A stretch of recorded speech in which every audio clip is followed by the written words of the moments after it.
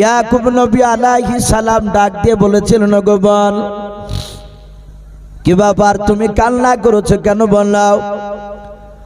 হযরত ইউসুফের ফুফুমা ডাক দিয়ে বলেছিল, ভাই আমার বাড়িতে আজকে রাত্রিবেলা সর্বনাশ হয়ে গিয়েছে।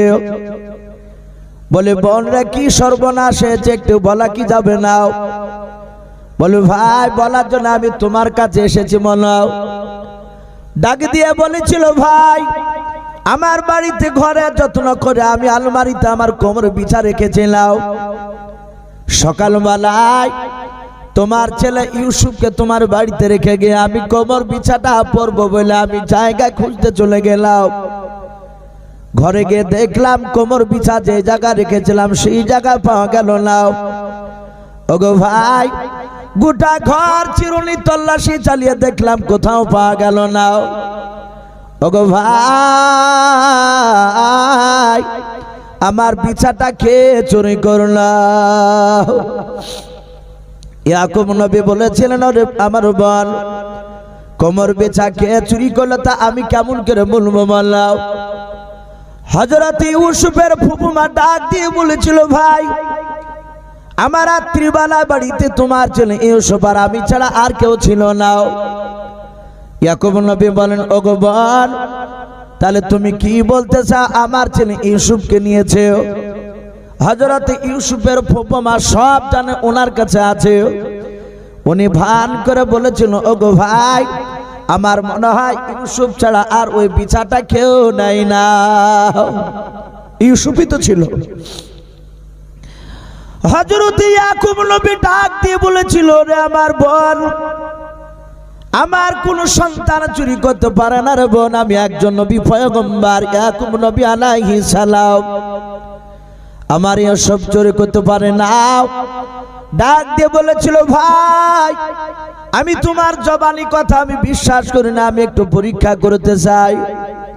ইউসুফকে ডাকা হলো। ইউসুফকে বলেছিল ইয়াকুব নবী আলাইহিস সালাম, ওগো আমার বাবা, এসব তোমার ফুফুমার কি তুমি কোমর বিছাটা নিয়েছো বলো? এও স্বপ্ন হাত জড় করে কেঁদে কেঁদে বলেছিল, আব্বা আমি কোমর বিছা ফুফুমার কোথায় ছিল আমি তো জানি না, আর আমি কোমর বিছা কেন নেব বলুন আব্বা? আমি যে কোনো মানুষের সন্তান নয়, আমি একজন আপনি নবী তার সন্তান। ইয়াকুব নবী বলেছিল, ওরে বোন আমার ছেলে নাই নাও। ইউসুফের ফুফুমা বলেছিল, ভাই তোমার ছেলের পকেটগুলো একটু চেক করে নাও। ইয়াকুব নবী নিজে হাতে বাপটি চেক করে বলুন পকেটে তো নাই। ইয়াকুব নবীর বোন ডাক দিয়া বলেছিল, ভাই ওর জামাটা একটু খুলে দেখো। ইউসুফ নবীর জামাটা খোলার পর দেখে তার কোমরে বাপটি বিছাটা লাগানো আছে। ইয়াকুব নবী অবাক, বলে, বাবা ইউসুফ তুমি যে বললে আপনি নিইনি, এই যে বিছা তোমার কোমরে? এসব বাচ্চা ছিল বলছেন, আব্বা আমার কোমর বিছা কেমন করে আসলো? আমি জানি না আব্বা, সত্য কথা বলছি আমি। ইউসুফের ফুফুমা বলল, ভাই দেখলে আমার ধারণা যা ছিল ঠিকই হয়েছে। ইউসুফ ছাড়া কেউ নিবে না, কারণ কেউ তা ছিল না। ইয়াকুব নবী বলল, আবার ছেলে ভুল করেছে।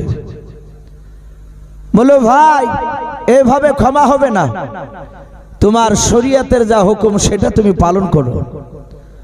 এখন তোমার ছেলে ইউসুফ আমার বাড়িতে টানা 6 মাস থাকবে, একটি বেলার জন্য তোমার বাড়িতে আসতে পাবে না। আর ওটাই চাইছিল।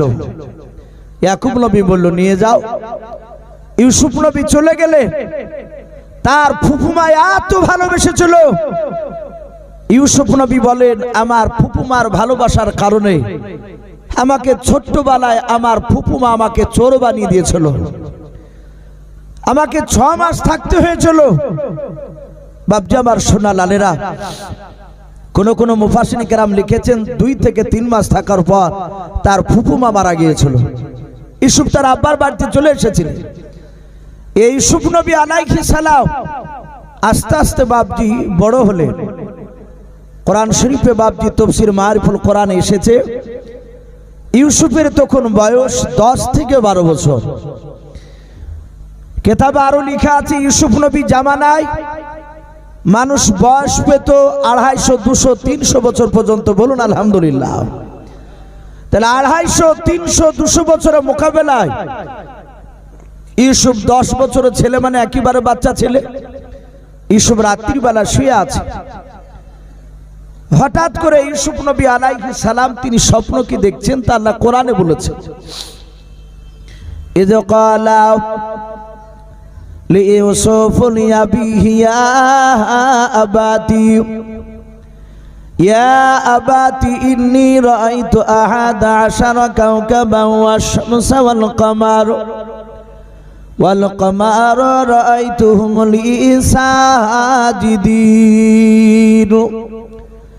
ইউসুফ নবী আলাইহিস সালাম রাত্রিবেলা বাবা বিছানায় শুয়ে স্বপ্ন দেখলেন।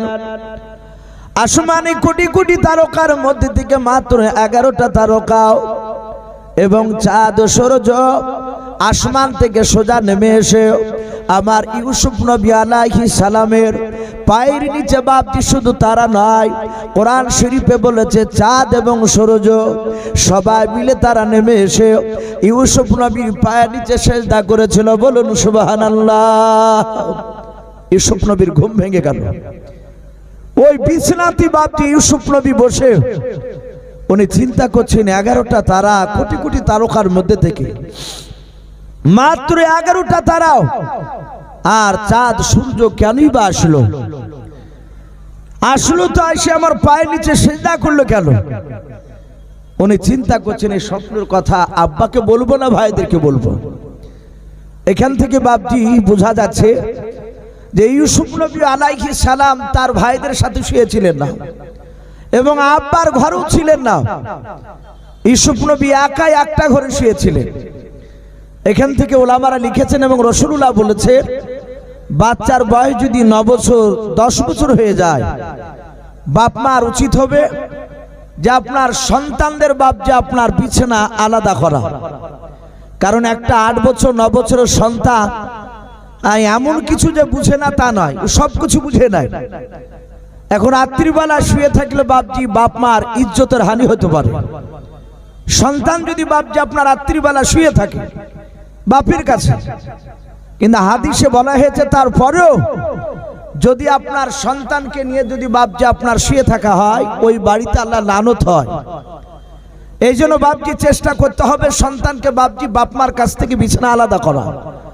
যদি সন্তান 8-9 বছর যদি আপনার বড় হয়ে যায়, ইউসুফ নবী আলাইহিস সালাম উনি চিন্তা করলেন যে না, আমি স্বপ্নের কথা আমি ভাইদেরকেও বলবো না। আমি দেখেছি এলাকার মানুষ স্বপ্ন দেখলে আমার আব্বার কাছে এসে স্বপ্নের মানেটা এসে জেনে নিয়ে যায় আব্বার কাছ থেকে। তা আমি স্বপ্নটা দেখেছি, আমি আব্বার কাছে গিয়ে আমি যাব জিজ্ঞাসা করব। ইউসুফ নবী বিছানা থেকে বাপজি সকালবেলায় উঠি প্রতিদিন ভাইদের ঘরের দিকে যায়। সেদিন আর ভাইদের ঘরের দিকে না গিয়ে সোজা বাপজি আপনার দৌড়ে যাচ্ছে তার আব্বার ঘরের দিকে। ইউসুফের বাপজি অনেকগুলো যে ভাই ছিল তার মধ্যে থেকে বাপজি 2 নাম্বার ভাই সুমন বলে নাও, সে দেখলো যে কি ব্যাপার ইউসুফ ভাই বিছানা থেকে উঠে সোজা দৌড়াচ্ছে আব্বার ঘরের দিকে। এ তো আমাদের দিকে প্রতিদিন আসে, আজ আসে না কেন? ইউসুফের দড়া দেখে তার চেহারার ভঙ্গিমা দেখে বুঝতে পারলো কোনো কথা গুরুত্বপূর্ণ কথা আলোচনা করবে। দেখি যায় ইউসুফের সুমন বলে ভাইটা বাপজি ঘরের ইয়াকুব নবী যে ঘর আছেন সেই ঘরে যে কোনো একটা দেওয়ালে পাঁচিলে বাপজি কান লাগিয়ে দিয়ে দাঁড়িয়ে শুনতে লাগলেন যে দেখি কি বলে। ইউসুফ নবী দরজার গুড়িতে দাঁড়িয়ে নিজের আব্বাকে ডাক দিয়ে বলেন, আব্বা আমি রাত্রিবেলায় অতি আশ্চর্য একটা স্বপ্ন দেখেছি। বলে বাবা স্বপ্ন কি দেখেছো? বলে আব্বা স্বপ্ন দেখলাম আসমানে কোটি কোটি তারকার মধ্যে থেকে মাত্র 11টা তারাও এবং চাঁদ সূর্য ওরা নেমে এসে আমার পায়ের নিচে সেজদা করলো। এর মানেটা কি হবে আব্বা একটু বলুন তো? চাঁদ সূর্য তারা এসে সেজদা করলো। ইয়াকুব নবী আলাইহিস সালাম ইউসুফের মুখ থেকে শোনার পরে পরে উনি যে সিংহাসনে বসেছিলেন ওখান থেকে সোজা দৌড়ে গিয়ে ইউসুফকে বুকের সাথে জড়ে ধরলেন। জোরে ধরে কপালে চুমা দিয়ে ইউসুফ বলেন, আব্বা আপনি চুমা দিচ্ছেন, আপনি বলুন, আপনি স্বপ্নের মানেটা করে দেন। কেন 11টায় তারা আর চাঁদ সূর্য কেনই তারা আসলো? ইয়াকুব নবী আলাইহিস সালাম ডাক দিয়ে বলেছিল, বাবা শুনে নাও, আমি তোমাকে স্বপ্নের মানে করে দিব না বাবা। ওরে ইউসুফ দেখো ঘরের বাইরে কেউ লুকিয়ে আছে কিনা একটু ভালো করে তুমি দেখো। ইউসুফ নবী আলাইহিস সালাম ঘরের বাইরে বাপ যে আপনার ডান পাটা রাখার পর উনি ডান দিকে বাম দিকে দুই দিকে তাকাতাকি করার পর বলেছিল, আব্বা আমি ঘরের চারিদিকে লক্ষ্য করে দেখলাম কোনো মানুষ ঘরের দেওয়ালে দাঁড়িয়ে নাই, কেউ তো নাই। কিন্তু তফসির বাপজি আপনার বলছে মারিফুল কোরআন যে ইউসুফের বাপজি আপনার একটা ভাই সমন বলে ভাইটা, সে বাপজি আপনার পাঁচিলের আড়ালে লুকিয়ে আছে। এখান থেকে বাপজি একটা আকীদা, এখানে অনেক রকমের বাপজি আকীদার মানুষ থাকতে পারে। অনেক মানুষ বলে যে গায়েবের খবর আল্লাহও জানে, তার সাথে সাথে নবী রাসূলরাও জানে, এরকম কথা অনেকে বলে না? অনেকে বলে অদৃশ্যের খবর গায়েবের খবর জানে। আচ্ছা বলে আমাদের আকীদা, আমাদের বিশ্বাস সারা পৃথিবীর মধ্যে আসমান জমিনের মধ্যে একমাত্র গায়েবের খবর কে জানে? জোরে বলুন ভাই। আমার আল্লাহ। নবী রাসূলরা অতটাই জানে যতটা আল্লাহ রাব্বুল আলামিন তার জিবরিল ফেরেশতার মারফতে আল্লাহ জানান, তার বাইরে না। হ্যাঁ, যদি মনে করেন যে হ্যাঁ নবীরা গায়েবের খবর জানে, তাহলে ইউসুফ নবী আলাইহিস সালাম তখন নাই নবী হন নাই, কিন্তু তার আব্বা তো নবী। ইয়াকুব নবীকে বলেন, আব্বা ঘরের বাইরে দেখলাম কেউ নাই, অথচ তার একটা ভাই সমন বলে বাপজি সে আড়ালে লুকিয়ে আছে। তাহলে ইয়াকুব নবী যদি গায়েবের খবর জানতে তাহলে বলতেন, তাই শো তুমি দেখো আমার ঘরের অমুক দেওয়ালের পেছনে আমার ছেলে সমন দাঁড়িয়ে আছে, এই কথা বলতো না? অথচ ইয়াকুব নবী বলেন, বাবা কেউ নেই বলে নাও। ডাক দিয়ে বলল, বাবা ঘরের বাইরে তাহলে কেউ না, একটু কাছে এসো। ইয়াকুব নবী আলাইহিস সালাম ডাক দিয়ে বলেছিল, ক্বালা ইয়া বুনাইয়া, ওগো আমার কলিজা টুকরা ছেলে, এও সব শুনে নাও। লা তাকসুসুন ওয়াকাও, খবরদার ওরে ওসব তোমার স্বপ্নের কথা তুমি কাউকে বলবা না। হযরত ইউসুফ নবী আলাইহিস সালাম ডাক দিয়ে বলেছিল, আব্বা আমি স্বপ্নের কথা কারো সামনে বলবো না। ইয়াকুব নবী আলাইহিস সালাম তারপরে বলেন, লাও তাকসুসুন ওয়াকা আলা ইখওয়াতিকা, ডাক দিয়ে বলেছিল, ওগো আমার ছেলেরাও, ওগো আমার এসব ছেলে শুনে নাও, খবরদার আলা ইখওয়াতিকা তোমার ভাইদের কাছে তুমি বলবা না। ইউসুফ নবী আলাইহিস সালাম ডাক দিয়ে বলেছিল, আব্বা আপনি আলা ইখওয়াতিকা কেন বললেন বলেন? ওগো আমার আব্বা, আমার ভাই কিন্তু টোটাল 12টাও, আমাদের মা দুটো, কিন্তু আব্বা তো আপনি আমাদের একজন। ওগো আব্বা জান, ওরা আমার বইমাত্র ভাই, ওদের সামনে বললে এমন কি ক্ষতি হবে বলেন? কেন আপনি আলাই খোয়াতিকা ভাইদের কাছে কেন বলতে বারণ করলেন বলেন? ইয়াকুব নবী আলাইহিস সালাম বললেন, ফায়াকিদু লাকা কাইদা, ওগো আমার ছেলে সব শুনে নাও, তোমার ভাইরাও হয়তো চক্রান্তকারীর মতো চক্রান্ত করবে। ইন্না শাইতানা লিল ইনসানি আদুউম মুবিন, সব করার। ইয়াকুব নবী বলেন, এই ছেলে, শয়তান মানুষের প্রকাশ্য দুশমন। শোনো, এই স্বপ্নের কথা কারোর সামনে বলবো না। ইউসুফ নবী বলেন, আব্বা এতবার যখন বারণ করছেন আমি কাউকে বলবো না, এমনকি ভাইদের কাছে বলবো না, কিন্তু আব্বা আপনি বলুন 11টা তারা আর চাঁদ সূর্য এসে সেজদা করার কারণটা কি? ইয়াকুব নবী ঘরেই ইউসুফকে বলছেন, বাবা তোমরা ভাই কটা টোটাল? বলে আমরা ভাই হচ্ছি 12টা, 2 মায়ের মিলে। তোমাকে বাদ দিলে কটা থাকে? বলে আমাকে বাদ দিলে 11টা। তারা কটা এসেছিল আসমান থেকে? বলে 11টা। বলে আইসো 11টা তারা মানে তোমার 11টা ভাই তোমার আনুগত্য স্বীকার করবে। বলুন আলহামদুলিল্লাহ।